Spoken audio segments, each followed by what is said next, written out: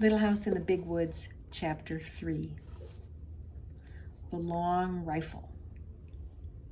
Every evening before he began to tell stories, Pa made the bullets for his next day's hunting. Laura and Mary helped him. They brought the big, long-handled spoon and the box full of bits of lead and the bullet mold. Then, while he squatted on the hearth and made the bullets, they sat one on each side of him and watched. See his gun?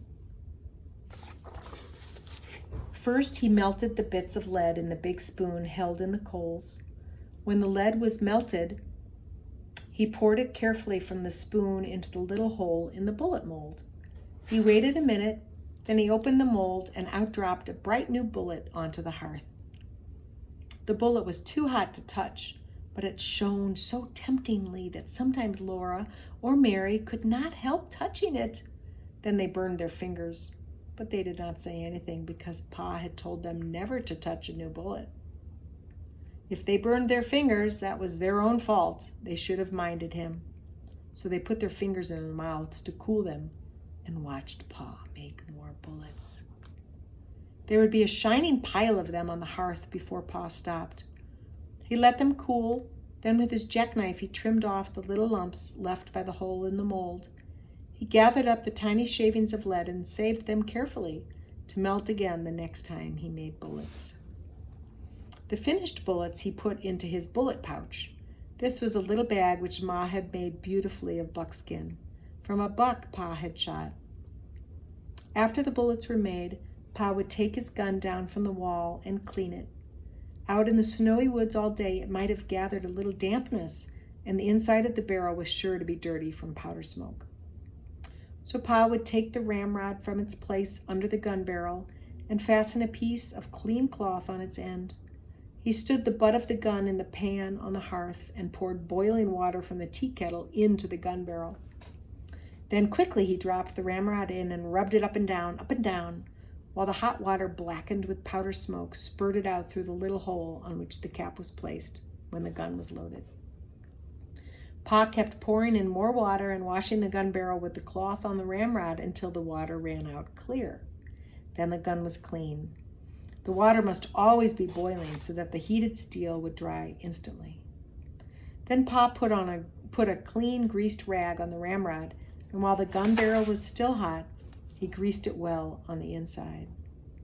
With another clean greased cloth, he rubbed it all over, outside, until every bit of it was oiled and sleek.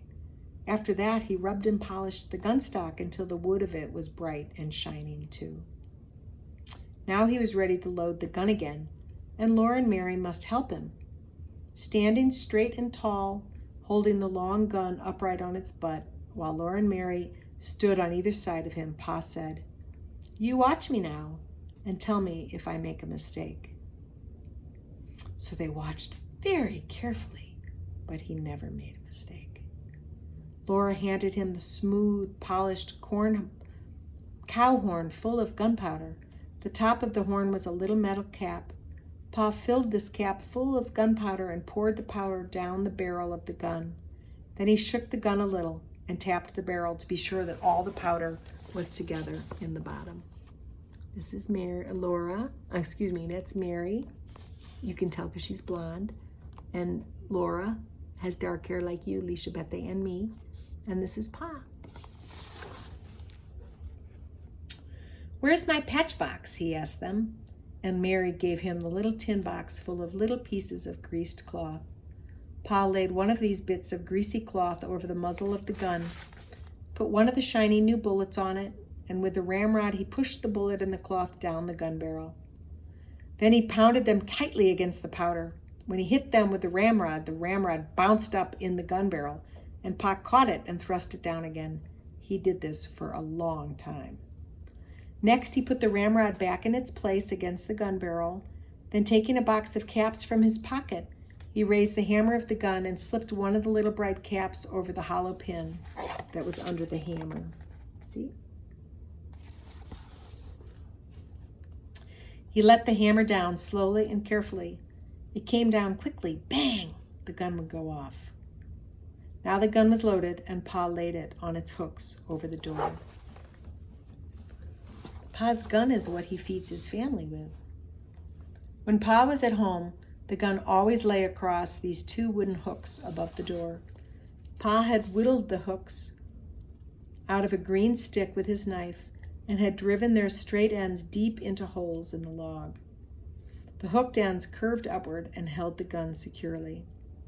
The gun was always loaded and always above the door so that Pa could get it quickly and easily. When Pa went into the big woods, he always made sure that the bullet pouch was full of bullets and that the tin patch box and the box of caps were with it in his pockets. The powder horn and a small sharp hatchet hung at his belt, and he carried the gun ready loaded on his shoulder.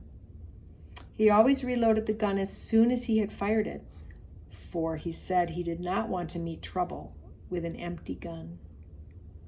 Whenever he shot at a wild animal, he had to stop and load the gun, measure the powder, put it in, shake it down, put in the patch and the bullet and pound them down, and then put a fresh cap under the hammer before he could shoot again.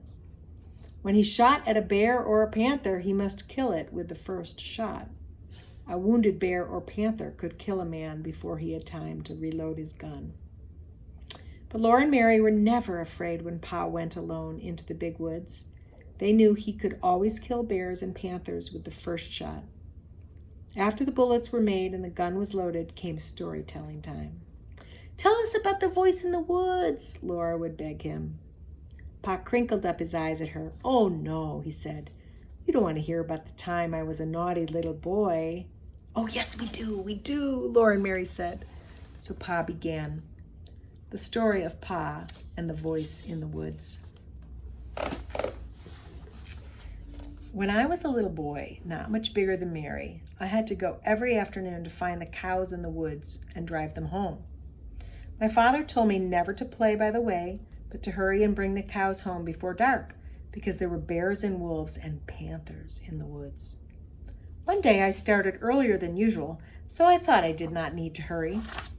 There were so many things to see in the woods that I forgot that dark was coming. There were red squirrels in the trees, chipmunks scurrying through the leaves, and little rabbits playing games together in the open places. Little rabbits, you know, always have games together before they go to bed. I began to play I was a mighty hunter, stalking the wild animals and the Indians. I played I was fighting the Indians until the woods seemed full of wild men. And then all at once I heard the birds twittering, "Good night." It was dusky in the path and dark in the woods. I knew that I must get the cows home quickly, or it would be black night before they were safe in the barn, and I couldn't find the cows. I listened, but I could not hear their bells. I called, but the cows didn't come. I was afraid of the dark and the wild beasts, but I dared not go home to my father without the cows. So I ran through the woods, hunting and calling. All the time the shadows were getting thicker and darker, and the woods seemed larger, and the trees and the bushes looked strange. I could not find the cows anywhere. I climbed up hills looking for them and calling, and I went down into dark ravines calling and looking. I stopped and listened for the cowbells, and there was not a sound but the rustling of leaves. Then I heard loud breathing and thought a panther was there in the dark behind me, but it was only my own breathing. My bare legs were scratched by the briars, and when I ran through the bushes, their branches struck me. But I kept on looking and calling, "Suki, Suki, Suki, Suki!" I shouted with all my might, "Suki!" Right over my head, something asked, "Who?" My hair stood straight on end. "Who? Who?" the voice said again. And then how I did run. I forgot all about the cows. All I wanted was to get out of the dark woods to go home. Here's the owl, and there's little Pa running. That thing in the dark came after me and called again, "Whoo!" I ran with all my might. I ran till I couldn't breathe, and still I kept on running. Something grabbed my foot, and down I went. Up I jumped, and then I ran. Not even a wolf could have caught me. At last I came out of the dark woods by the barn. There stood all the cows, waiting to be let through the bars. I let them in and then ran to the house. My father looked up and said, "Young man, what makes you so late? Been playing by the way?" I looked down at my feet, and then I saw that one big toenail had been torn clean off. I had been so scared that I had not felt it hurt till that minute. Pa always stopped telling the story here and waited until Laura said, "Go on, Pa, go on." "Well," Pa said, "then your grandpa went out into the yard and cut a stout switch, and he came back into the house and gave me a good thrashing so that I would remember to mind him after that. A big boy 9 years old is old enough to remember to mind," he said. "There's a good reason for what I tell you to do," he said, "and if you'll do as you're told, no harm will come to you." "Yes, yes, Pa," Laura would say, bouncing up and down on Pa's knee. "And then what did he do?" "He said, if you'd obeyed me as you should, you wouldn't have been out in the big woods after dark, and you wouldn't have been scared by a screech owl."